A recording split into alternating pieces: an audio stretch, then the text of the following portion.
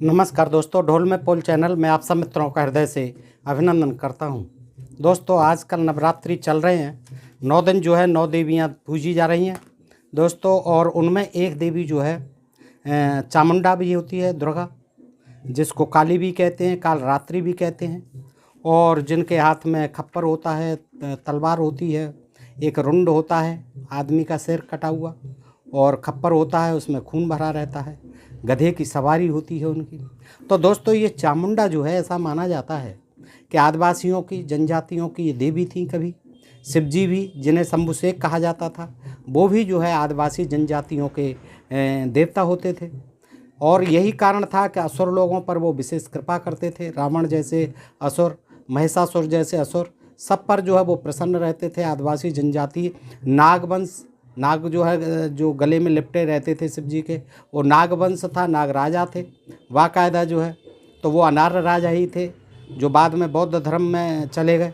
तो इस तरह से ये जब ब्राह्मणीकरण कर दिया गया तो इनका जो है रूप बिगाड़ दिया गया, शिव जी का रूप बिगाड़ दिया गया, क्योंकि ये अनार्यों के और आदिवासियों के, जनजातियों के, मूल निवासियों के देवी देवता थे दोनों।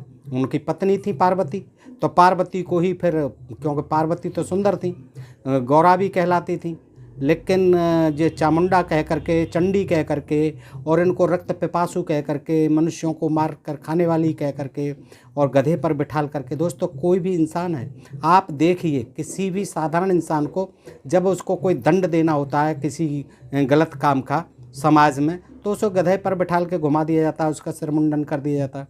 तो ऐसे ही आप देखें कि ये देवी अगर अनार्यों की नहीं होती, और ये चामुंडा देवी क्यों कहलाती, ये दुर्गा थी, लेकिन उसका रूप बिगाड़ दिया। शंकर शंभू की पत्नी थी, और शंकर जी का भी रूप बिगाड़ दिया, उनके लिंग को पुजवा दिया इन ब्राह्मणों ने, ब्राह्मणीकरण किया। ये बौद्ध धर्म के पतन के बाद जो है ये सारी चीज़ें हुई हैं, ये निश्चित हो जाता है पढ़ के।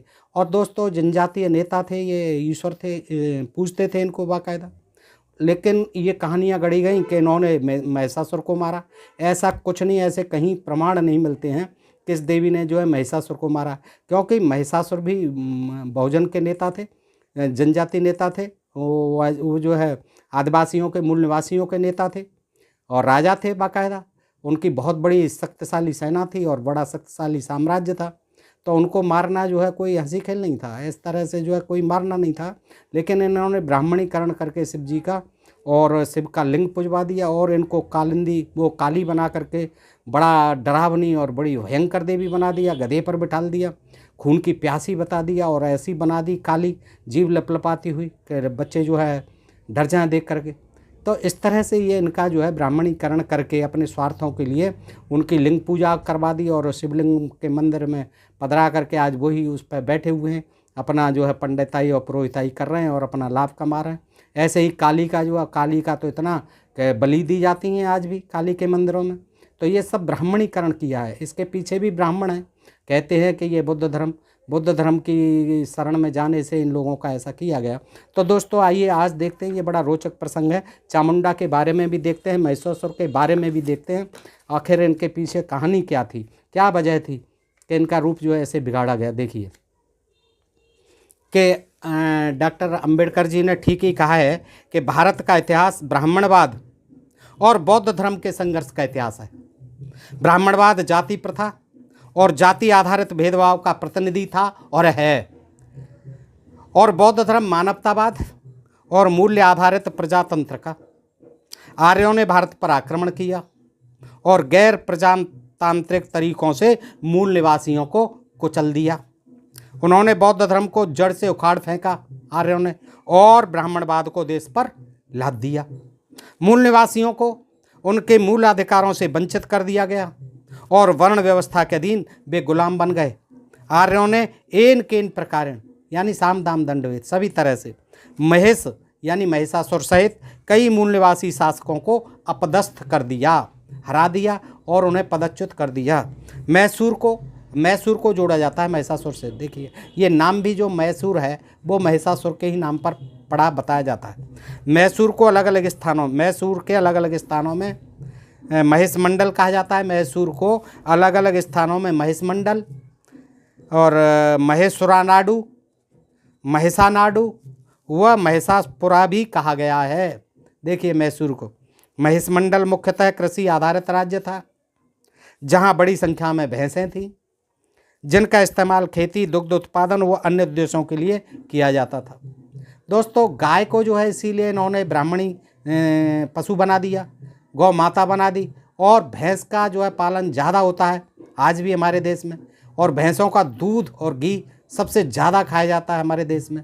आज भी भैंसों की महत्ता बहुत ज़्यादा है, और यद्यपि जो है उनको भले ही दोयम दर्जे का पशु समझा जाता है, लेकिन और गाय को माता समझा जाता है। गाय मारी मारी फिरती हैं, भैंस कभी मारी मारी नहीं फिरती हैं। भैंस का जो पालन पोषण होता है बड़ा सही तरीके से होता है। खूंटे पे बांध करके ही उन्हें चारा दिया जाता है, बाकायदा उन्हें नहलाया धुलाया जाता है।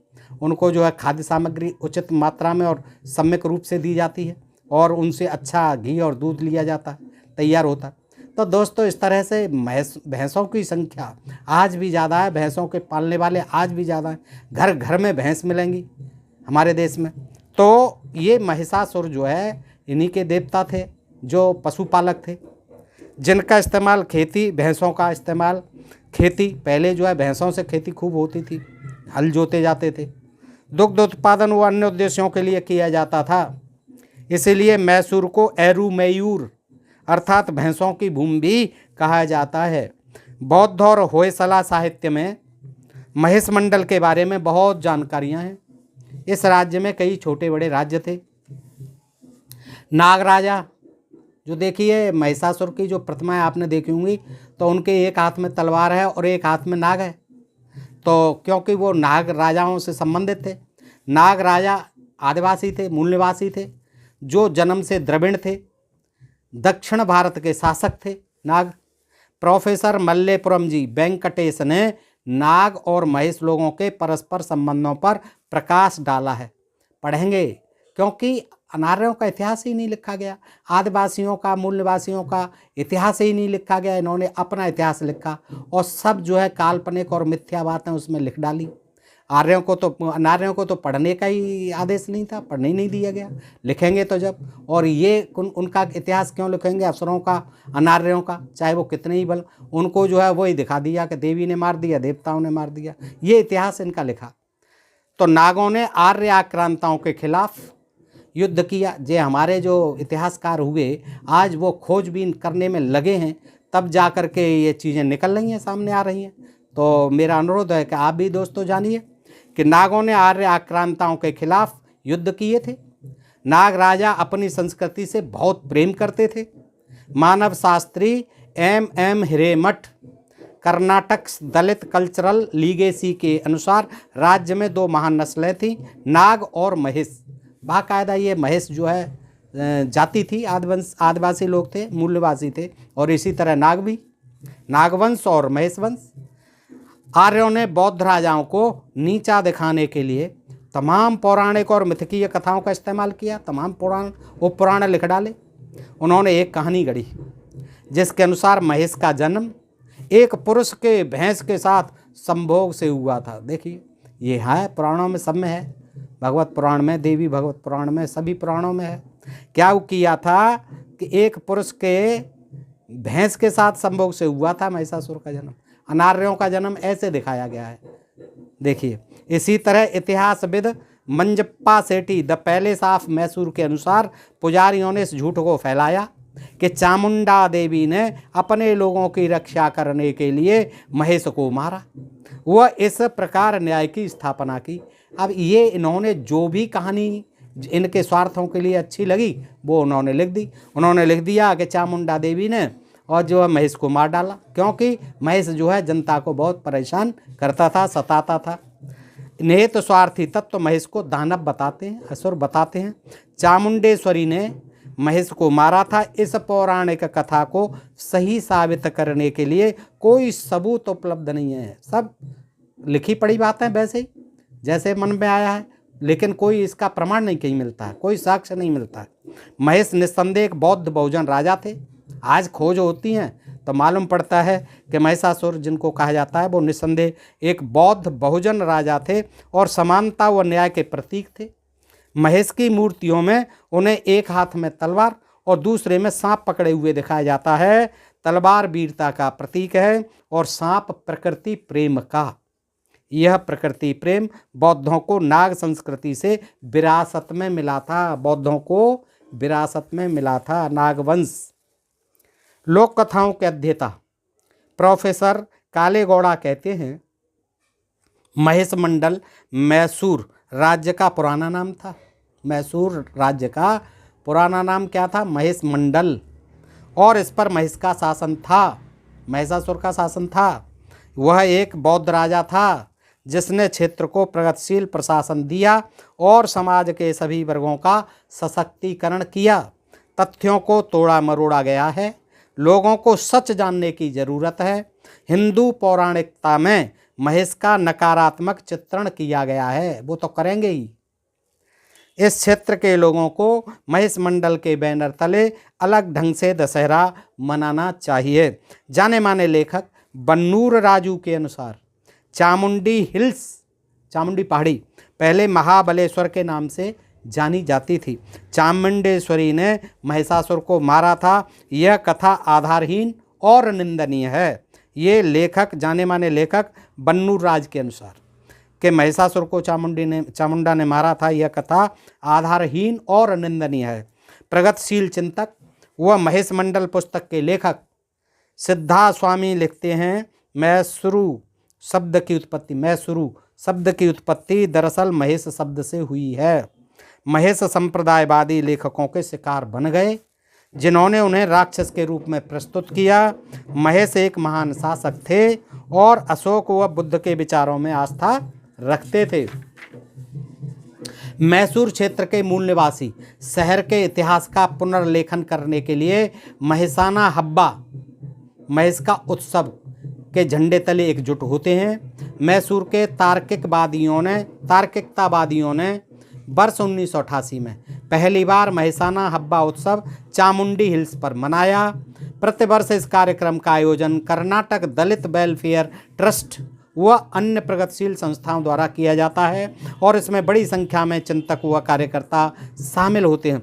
ट्रस्ट के अध्यक्ष शांता राजू ने कहा कि मैसूर के लोगों का यह कर्तव्य है कि वे अपने शहर की उत्पत्ति के इतिहास को जानें और ऐतिहासिक महेश मंडल के संस्थापकों का सम्मान करें।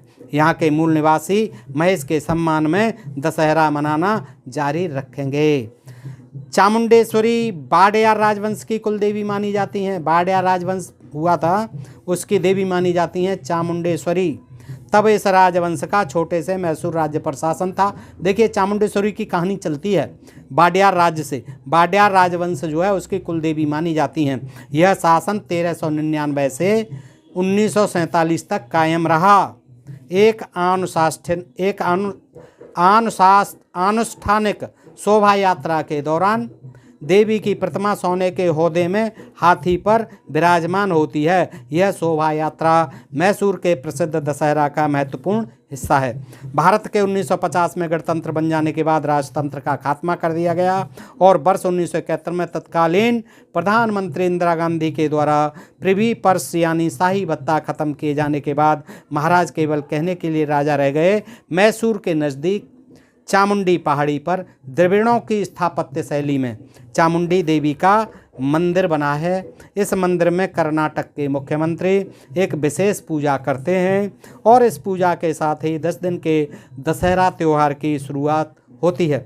इस त्यौहार का कर्नाटक राज्य के सांस्कृतिक कैलेंडर में सबसे महत्वपूर्ण स्थान है। चामुंडेश्वरी मातृ देवी, शक्ति या पार्वती का प्रचंड रूप मानी जाती हैं। प्रायः उन्हें शमशान भूमि या गूलर के पेड़ों पर भयानक रूप में चित्रित किया गया है। देवी को जानवरों की बलि और शराब भेंट करके उनकी पूजा का अनुष्ठान पूरा किया जाता है। प्राचीन काल में मानव बलि भी दी जाती थी चामुंडा पर। चामुंडा मूल रूप से आदिवासियों की देवी थीं जिन्हें हिंदू धर्म में समाहित कर लिया गया। बाद में इन्हें जैन देवताओं में भी शामिल कर लिया गया। रामकृष्ण जी भंडारकर के अनुसार यह मुंडा आदिवासियों की एक देवी थी। चामुंडा, मुंडा जनजाति आदिवासी जाति उसकी ये देवी थी। मुंडा जाति की आदिवासी देवी चामुंडा। बाद में उन्हें तांत्रिक साधना, परंपरा में शामिल किया गया और उसके बाद उन्हें मुख्यधारा की पूजा परंपरा में आज चलती है जो नवरात्रियों में हिंदुओं की, इसमें भी उन्हें सम्मिलित कर लिया गया। Vaishnavism, Shaivism and minor religious system 1995 page 205। हालांकि जैन धर्म में देवी की पूजा में केवल फल फूल ही भेंट किए जाते हैं, जैन धर्म में, न कि मांस और शराब। चामुंडा देवी युद्ध, अकाल और महामारी की देवी के रूप में भी जानी जाती हैं। इस देवी की जो मूर्तियां बनती हैं उसमें उन्हें 8 भुजाओं वाली देवी के रूप में दिखाया जाता है। आप सबने देखा होगा दोस्तों, जो नरमुंडों की माला पहने होती हैं और उनके पास त्रिशूल, तलवार और गदा जैसे हथियार होते हैं। उनके हाथों में एक कटोरा भी होता है जिसके बारे में कहा जाता है कि इसमें भी अपने पराजित शत्रुओं का, अपने द्वारा हराए गए शत्रुओं का खून पीती हैं। अब ऐसी घृणित कोई देवी नहीं रही होगी, कोई नहीं होती है। पागल स्त्री भी नहीं खून पीती है दोस्तों। राष्ट्रीय संग्रहालय दिल्ली में उनकी एक मूर्ति प्रदर्शित की गई है जिसमें वह सब पर बैठी दिखती हैं, दुबले पतले भयानक विकृत चेहरे के साथ। मुख्यधारा में देवी चामुंडा की कहानी का वर्णन मार्कंडेय पुराण में किया गया है। मार्कंडेय पुराण में किया गया है। इसके अनुसार शुंभ और निशुंभ नामक 2 असुर भाइयों ने कठिन तपस्या के माध्यम से नई शक्ति हासिल कर ली और देवताओं और धरती पर रहने वाले लोगों को सताने लगे। ऐसी मार्कंडेय पुराण में कहानी आती है चामुंडा की। देवताओं ने देवी पार्वती से प्रार्थना की और पार्वती ने एक अत्यंत युवा सुंदरी का रूप धारण किया और पृथ्वी पर अवतरित हुई। दोनों असुर भाई उनकी सुंदरता पर मोहित हो गए, शंभ और निशुंभ, और उन्हें अपने राज्य में फुसला कर ले आने के लिए दूत भेजे। पार्वती ने इनकार कर दिया। इसके बाद शुंभ और निशुंभ के सेनापति चंड और मुंड ने इस सुंदरी को जबरदस्ती ले जाने की कोशिश की। शुंभ निशुंभ बिदारे, चंड मुंड दो मारे, इस तरह से आप देखते होंगे आरती गाई जाती हैं दोस्तों। इसके बाद इस सुंदरी ने काली का रूप धारण कर लिया, बहुत भयानक रूप धारण कर लिया और शुंभ और निशुंभ का वध कर दिया। उसके बाद इस देवी का नाम चामुंडेश्वरी पड़ा। हालांकि एक दूसरी कहानी के अनुसार पार्वती की सुंदरता पर शुंभ और निशुंभ दोनों मोहित हो गए। कहानी दूसरी इस तरह भी है, पार्वती की सुंदरता पर शुंभ और निशुंभ हो गए मोहित और शादी का प्रस्ताव देने लगे। इस पर पार्वती ने उनके सामने शर्त रखी कि जो विजेता होगा वह उसी से शादी करेगी। इसके बाद दोनों भाइयों के बीच युद्ध हुआ। तुम दोनों लड़ो और तुम में से जो जीतेगा मैं उसके लिए शादी कर लूँगी। दोनों भाई लड़ मरे और दोनों एक दूसरे के हाथों मारे गए। कथा के मुताबिक दोनों भाइयों को यह वरदान हासिल था कि वे केवल अपने भाई से ही हार सकते हैं और किसी से नहीं। इस तरह इस मरने के पीछे, हारने के पीछे भी तमाम कथा कहानियाँ इस तरह की बना दी गई। लोक कथाओं और धर्म का इतिहासकारों और विशेषज्ञों द्वारा हाल में किया गया अध्ययन दिखाता है कि जो पहाड़ी इस समय चामुंडा पहाड़ी के नाम से जानी जाती है उसे पहले मारवाला बेट्टा या महाबालदारी के रूप में जाना जाता था अथवा इसे महाबलेश्वर की पहाड़ी कहते थे। पहाड़ी की सबसे ऊंची चोटी पर आज भी महाबलेश्वर का एक छोटा सा मंदिर है।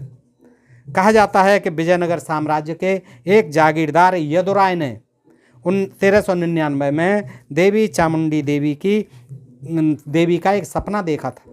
उसने उस समय उस क्षेत्र पर शासन करने वालों पर आक्रमण कर दिया और युद्ध में विजय प्राप्त की। इस प्रकार इस क्षेत्र में उसने यदु राजवंशी की स्थापना की। उसी की देखरेख में देवी का मंदिर बना। यदु ने 1423 ईस्वी तक शासन किया और उसके उत्तराधिकारी विजयनगर साम्राज्य के जागीरदार की तरह यहाँ देवी की पूजा और उससे संबंधित भव्य समारोहों पर ध्यान केंद्रित करते हुए शासन करते रहे। 1556 में विजयनगर साम्राज्य का पतन हो गया। इसके परिणाम स्वरूप वाडेयर लोगों ने अपना शासन शुरू कर दिया, विजयनगर को कोई कर दिए बिना। मैसूर के इतिहासकार प्रोफेसर नागराज उर्स के अनुसार आज जो मैसूर में चामुंडेश्वरी का मंदिर है वह 4 चरणों में बना है। पहले यह मंदिर एक प्राचीन लोक देवी का पवित्र स्थान, लोक देवी थी, वहाँ लोक देवी का पवित्र स्थान था जिसकी 8 भुजाएं थीं। ऐसी लोक देवी थी, कोई लोकल देवी थी, स्थानीय देवी। इस देवी को मरम्मा कहा जाता था, मरम्मा। बाद में यह जैन यक्षिणी का निवास स्थान बना, वो जैन यक्षिणी कहलाने लगी जिन्हें बासंतिका कहा जाता था। उसके बाद यह लोक देवी का मंदिर बना। चौथे चरण में यह शैव मतालंबियों की, शैव जो शिव के अनुयायी थे, मतालंबियों की देवी दुर्गा का पवित्र वास स्थान बना चौथे चरण में। फिर ये देवी दुर्गा का पवित्र स्थान बना। उर्स जैसे इतिहासकार कहते हैं कि तमिल पुरोहितों की नियुक्ति करके चामुंडा देवी के शैव मतावलंबी मंदिर को वैष्णवी स्वरूप दिया गया। फिर उसी जो है दुर्गा का जो मंदिर था वहाँ पर तमिल पुरोहित स्थापित किए गए और उनके बाद जो उसी समय उस मंदिर को शैव मंदिर की बजाय वैष्णवी स्वरूप दे दिया गया। संभवतः हौसले राजाओं ने 12वीं शताब्दी में देवी के मूल स्थान को बनवाया था। 1610 में उस समय के राजा ने गोपुरम के लिए 4 स्तंभों का निर्माण कराया। उसके बाद के राजा मुम्मादी कृष्णराज वाडेयार ने विशाल गोपुरम और प्रवेश द्वार बनवाया। 1870 में जय चामराज वाडेयार ने मंदिर के गर्भस्थल के लिए चांदी के दरवाजे बनाए। वी लेविस राइस द्वारा 1876 में लिखा गया मैसूर गजट कर्नल बिलकेस के 1805 के दिए गए विवरण के हवाले से कहता है कि मंदिर के निकट मनुष्यों की बलि दी जाती थी। ये कब की बात है? 1876 में लिखा गया था। मैसूर गजट कर्नल बिलकेस के 1805 के दिए गए विवरण के हवाले से कहता है कि मंदिर के निकट मनुष्यों की बलि दी जाती थी। मनुष्य बलि भी होती थी पहले। यह गजट यह भी बताता है कि पहाड़ियों पर रहने वाले बदमाशों का इस बल के लिए इस्तेमाल किया जाता था। यानी जो बदमाशी करते थे, अपराधी थे, उनको पकड़ करके यहाँ बलि दी जाती थी। और वहाँ से गुजरने वाले लोगों का भी, जो भूले भटके वहाँ से गुजरते थे, उनका भी इस्तेमाल इस बलि के लिए, मानव बलि के लिए किया जाता था। यहाँ तक कि अनजाने यात्रियों की भी बलि दे दी जाती थी और उनके कान और नाक काट कर देवी को चढ़ा दिए जाते थे। ये दोस्तों जो है बी लेविस राइस द्वारा 1876 में लिखा गया मैसूर गजट कर्नल बिलकेस के 1805 के दिए गए विवरण के हवाले से ये जानकारी है। तो यद्यपि इतिहासकार इस बात पर जोर देते हैं कि जब से यह चामुंडा देवी मंदिर बना तब से यहाँ मानव बलि नहीं दी जाती है। जब बलि दी जाती थी तब यह मरम्मा का पवित्र स्थान था। चामुंडा देवी तो बाद में स्थापित की गई, पहले वहाँ मरम्मा देवी थी और मरम्मा देवी को मानव बलि दी जाती थी। हालांकि ऐतिहासिक दस्तावेजों के अनुसार मैसूर की सेना के एक मुस्लिम सेनापति, जिसका नाम आप सबने सुना, हैदर अली, टीपू सुल्तान के पिता थे, ने मानव बलि पर प्रतिबंध लगाया। किसने प्रतिबंध लगाया था? हैदर अली ने, जो टीपू सुल्तान के पिता थे और मैसूर के शासक थे। हैदर अली ने मैसूर की सत्ता अपने हाथ में तब ली जब राजा कमज़ोर हो गया था। सत्ता अपने हाथ में लेने के बाद हैदर अली ने राज्य का विस्तार किया और प्रशासन को मजबूत बनाया। मैसूर और चामुंडेश्वरी के बीच एक अन्य महत्वपूर्ण संबंध है। चामुंडेश्वरी महिषासुरमर्दिनी के नाम से भी जानी जाती है, जिन्होंने महिषासुर की हत्या की थी, ऐसा लिखा गया है।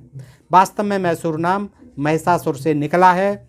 लोक परंपराएं महिषासुर को एक स्थानीय मुखिया के रूप में उनकी बहादुरी और उदारता के लिए याद करती हैं, लेकिन पौराणिक परंपरा में, ब्राह्मण्यवादी परंपरा में महिषासुर को एक असुर, एक राक्षस के रूप में चित्रित किया गया है। और एक महिषासुर नहीं, सारे जितने भी अनार्य और असुर, अनार्य राजा थे, जो मूल निवासी राजा थे, उनको सबको जो है असुर और दैत्य और दानव और राक्षस कह करके इन्होंने जो है मारा है, सताया है, परेशान किया है और उनको अपदस्थ किया है।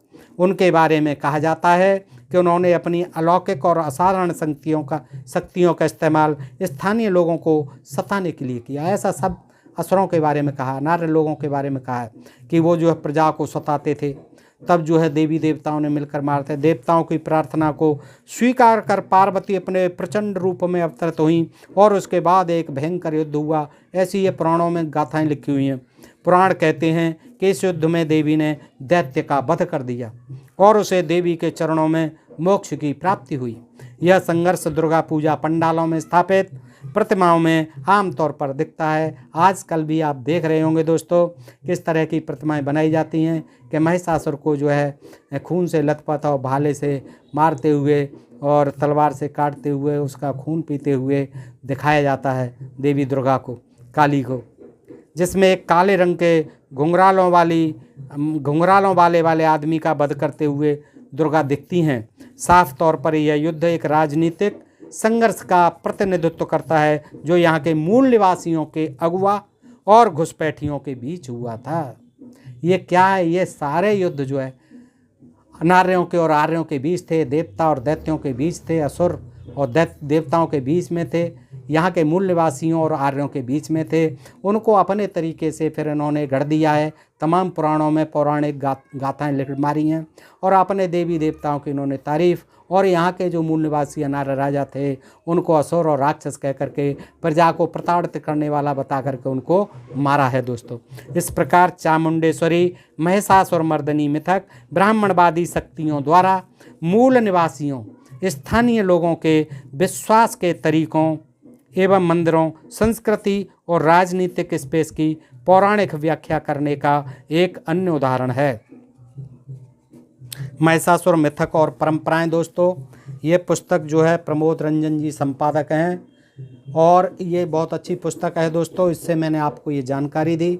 बताएं आपको ये जानकारी कैसी लगी, आपने बताया करें। आप अपने अनुभव भी लिखा करें कि आपके यहाँ किस तरह से महिषासुर को माना जाता है, चामुंडा को किस तरह माना जाता है और किस तरह की इनके बारे में लोक कथाएँ प्रचलित हैं दोस्तों। और आपको अच्छा लगा हो तो मित्रों में भी अधिकाधिक शेयर किया करें। अपने ढोल में पोल चैनल को सब्सक्राइब करते रहें, घंटी का बटन दबाते रहें ताकि आपको नोटिफिकेशन मिलते रहें। आज के लिए इतना ही। आप सब लोगों का हृदय से आभार। नमस्कार, जय हिंद, जय भारत दोस्तों।